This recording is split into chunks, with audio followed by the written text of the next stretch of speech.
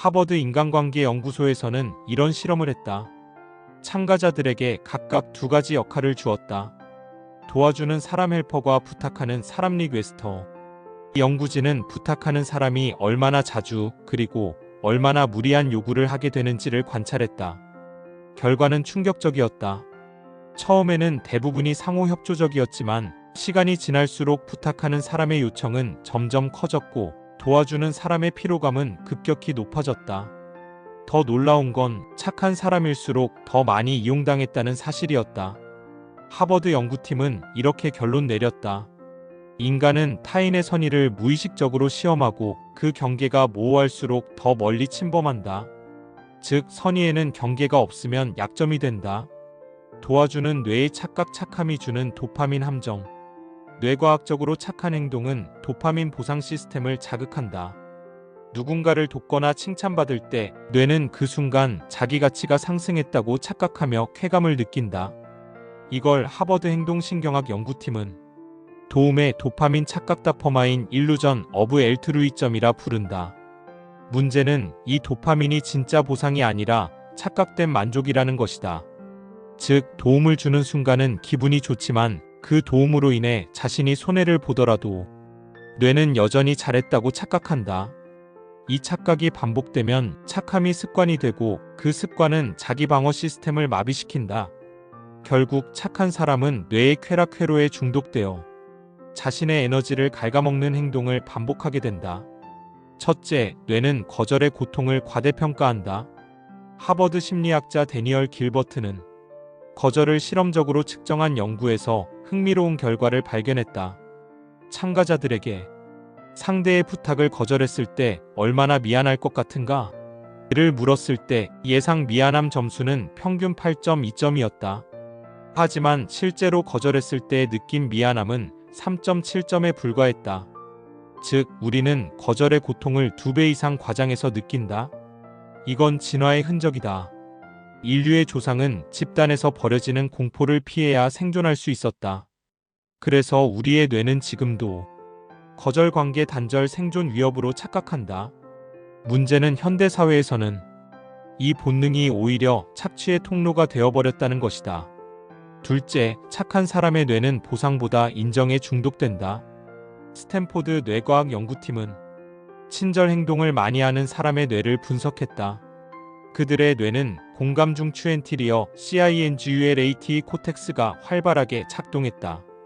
하지만 동시에 자기 통제 영역 프리프런털 코텍스의 활성도는 낮았다.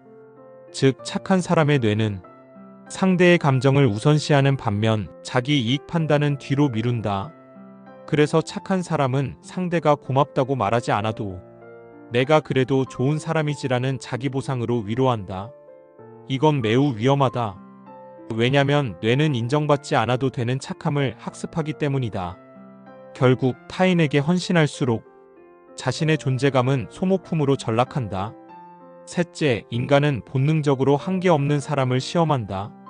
하버드 행동경제학 연구에서 참가자들을 두 그룹으로 나눠 협동게임을 시켰다. 한 그룹은 언제든 도와주겠다고 말한 사람들과 다른 그룹은 원칙이 있는 도움만 주겠다고 말한 사람들과 함께했다. 놀랍게도 첫 번째 그룹은 게임 후반부로 갈수록 무임승차자가 급증했다. 반면 두 번째 그룹은 협력률이 꾸준히 유지되었다. 즉, 인간은 한계 없는 선의를 보면 이용해도 된다고 무의식적으로 판단한다. 이건 악의가 아니라 본능적 생존 전략이다. 진화 심리학적으로 인간은 자원을 최대한 확보하려는 경향이 있다. 상대가 계속 양보하면 뇌는 그 사람을 자원 제공자로 인식해버린다. 결국 한계 없는 착함은 자발적 희생이 아니라 타인에게 신호다. 이 사람은 써도 괜찮다. 착함은 미덕이 아니라 전략이어야 한다. 워런 버핏은 이런 말을 했다. 모두에게 착한 사람은 결국 누구에게도 중요하지 않다. 그는 선의를 절대 감정이 아닌 전략적 감정으로 쓴다. 버핏은 평생 거절의 기술을 반복 훈련했다. 투자 제안, 인간관계, 기부 요청 등 하루에도 수십 번씩 들어오는 제안을 즉시 판단해 잘라냈다. 그가 말하는 착함은 선택적 선행, 즉 가치가 있는 관계에만 집중하는 친절이다. 그게 바로 부자의 착함이다. 거절을 잘하는 뇌는 부자의 뇌다. 하버드 의대의 신경심리학자 조지 에버릿은 거절 능력과 자기 효능감의 관계를 연구했다. 그 결과 명확하게 거절할 수 있는 사람의 뇌는 편도체불안 중심과 억제되고 전두엽결정 중심이 강하게 활성화되었다. 즉, 거절은 뇌의 자기주도 시스템 셀프 마이너스 더렉터드 네서클을 강화한다. 이 회로는 자기 통제력, 재정 판단, 미래 설계와 연결되어 있다. 다시 말해, 거절을 잘할수록 부자가 될 가능성이 높다. 부자들은 감정에 휘둘리지 않는다. 그들은 상대의 기분보다 자신의 가치를 우선시한다. 착한 사람은 이타적이지 않다. 뇌는 자기를 위해 착해진다. 스탠포드 심리학자 폴 블룸은 AGAINST 엠퍼시에서 이렇게 말했다. 이타심은 진정한 선의가 아니다. 대부분의 친절은 자기 위안의 연장이다. 우리는 타인을 도와줄 때 사실은 자신의 불안을 달래고 있다.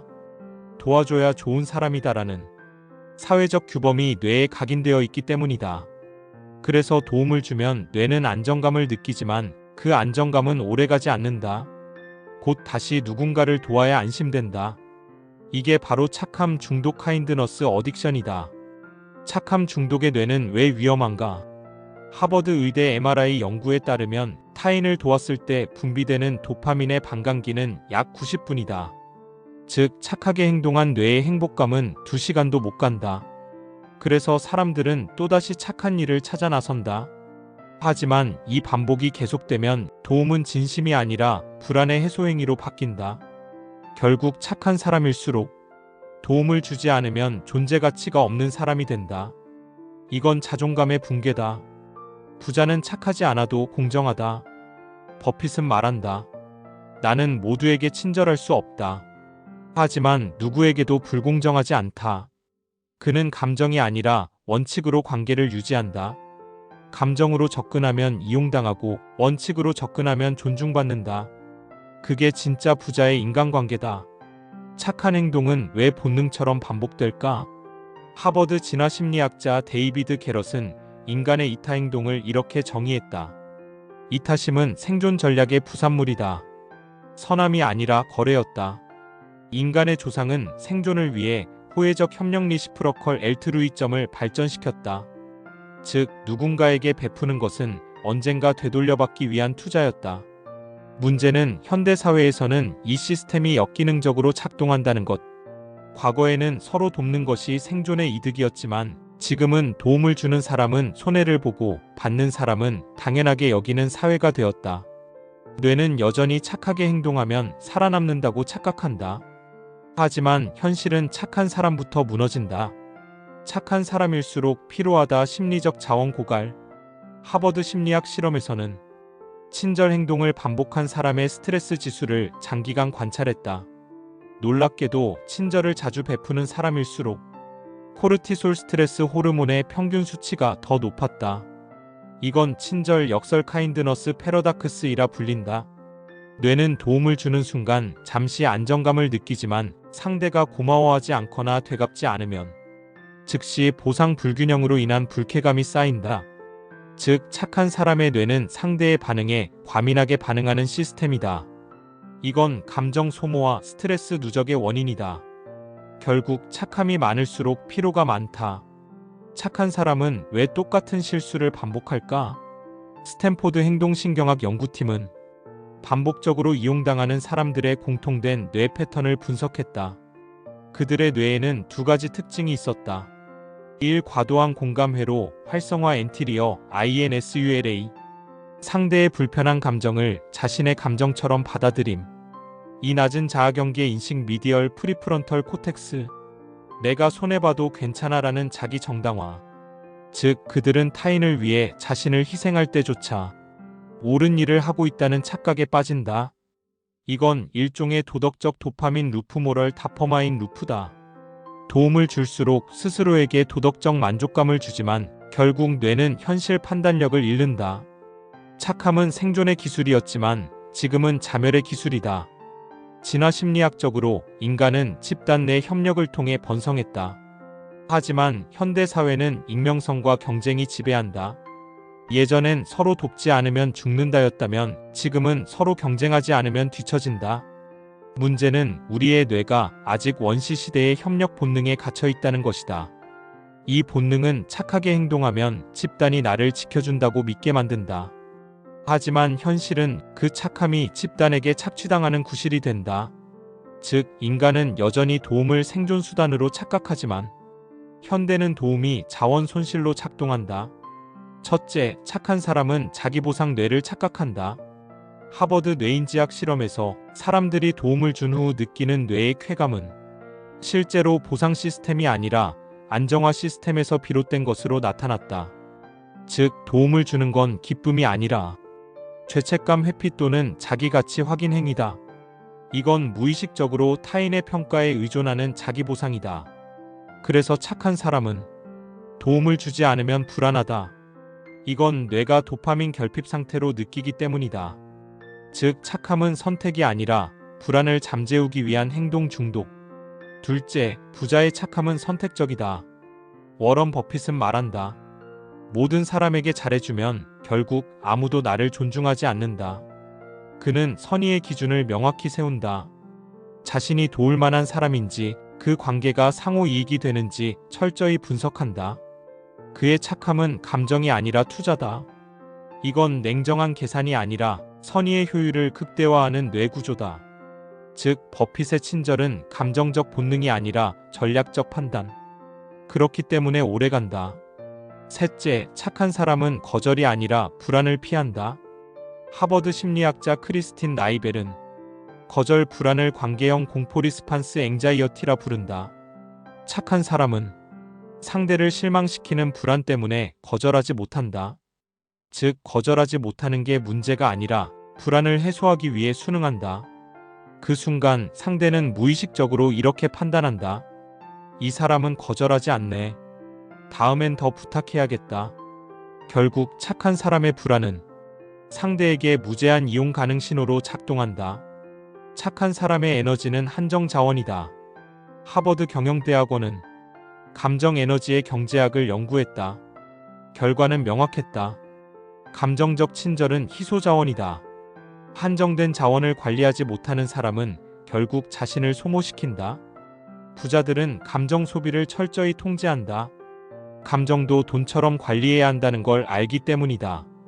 반면 착한 사람은 감정이 무한하다고 착각한다. 그래서 쉽게 퍼주고 쉽게 고갈된다. 이건 감정 파산이다. 착한 사람일수록 나쁜 사람에게 끌린다. 스탠포드의 도덕 불균형 실험은 이런 결과를 보여준다. 사람들은 이기적인 사람에게 오히려 더 친절하게 대하려는 경향이 있었다. 그 이유는 내 착함으로 그를 변화시킬 수 있다는 자기 환상 때문이다. 이건 심리학에서 구원 본능 세이비어 컴플렉스이라 부른다. 즉, 타인을 바꾸려는 욕망이 자신의 무력감을 보상하는 방식이다. 결국 착한 사람은 자신을 이용하는 사람에게조차 감정적으로 묶인다. 왜냐면 그 관계를 도덕적 미션으로 포장하기 때문이다. 착함은 통제의 다른 이름이다. 하버드 행동경제학자 리사 펠드먼은 착한 행동의 숨은 동기를 이렇게 설명했다. 착함은 종종 관계를 유지하려는 통제 욕망이다. 즉, 도움을 줘야 한다는 사람은 타인의 감정을 통제하려는 무의식적 욕구를 갖는다. 그 도움으로 나를 좋아하게 만들고 싶기 때문이다. 문제는 이 통제가 무너지는 순간 착한 사람은 극단적인 무력감을 느낀다. 그래서 착한 사람은 한 번 배신당하면 더 깊게 상처받는다. 그들의 착함은 사랑이 아니라 불안한 통제의 연장. 진짜 강한 사람은 착한 척하지 않는다. 일론 머스크는 이렇게 말했다. 모두를 만족시키려는 순간 넌 리더가 아니라 하인이다. 그는 기본적으로 냉정한 경계감을 유지한다. 도움은 주되 감정은 통제한다. 그리고 도움의 기준은 가치 교환이다. 그가 사람을 평가할 때 가장 중요하게 보는 건 이 사람이 내 시간의 가치를 존중하는가이다. 즉, 부자는 시간 낭비형 인간을 본능적으로 피한다. 그들은 착함보다 효율을 선택한다. 착한 사람은 시간을 도둑맞는다. 하버드 시간경제학 연구에 따르면 거절을 잘하지 못하는 사람은 하루 평균 2.7시간을 원치 않는 일에 사용한다. 1년에 985시간, 즉 41일을 낭비하는 셈이다. 이건 돈이 아니라 인생의 손실이다. 버핏은 이렇게 말했다. 내가 가장 두려워하는 건 도둑이 아니라 내 시간을 훔치는 사람이다. 그는 돈보다 시간을 지키려 했고 그 태도가 그의 부를 만들었다. 착한 사람은 결국 자신을 잃는다. 뇌과학적으로 자기 표현을 억제하고 타인의 기대에 맞출 때 자기 정체감 네트워크 아이덴티티 네트워크의 활동이 줄어든다. 하버드 MRI 실험에 따르면 타인의 기대를 따르는 사람의 전두엽 활동이 자기 주도형 사람보다 40% 낮았다. 즉 착한 사람일수록 자신이 무엇을 원하는지 모르게 된다. 그들은 결국 타인의 인생을 대신 살아간다. 착함은 무기가 될 때만 가치가 있다. 진짜 지혜로운 사람은 착함을 무기로 사용한다. 그들은 감정이 아니라 전략적 따뜻함을 사용한다. 부자들은 친절하되 계산이 빠르다. 그들의 친절은 목적이 있고 그 목적이 서로의 성장을 만든다. 반면 가난한 사람의 친절은 감정적이다. 감정은 순간의 만족을 주지만 결국 스스로를 고립시킨다. 착한 사람의 뇌는 도파민으로 움직이고 부자의 뇌는 원칙으로 움직인다. 하버드 의대의 뇌영상 연구팀은 타인의 부탁을 거절하지 못하는 사람들의 뇌를 분석했다. 그들의 뇌는 놀라우리만큼 감정 회로 편도체가 과활성화되어 있었다.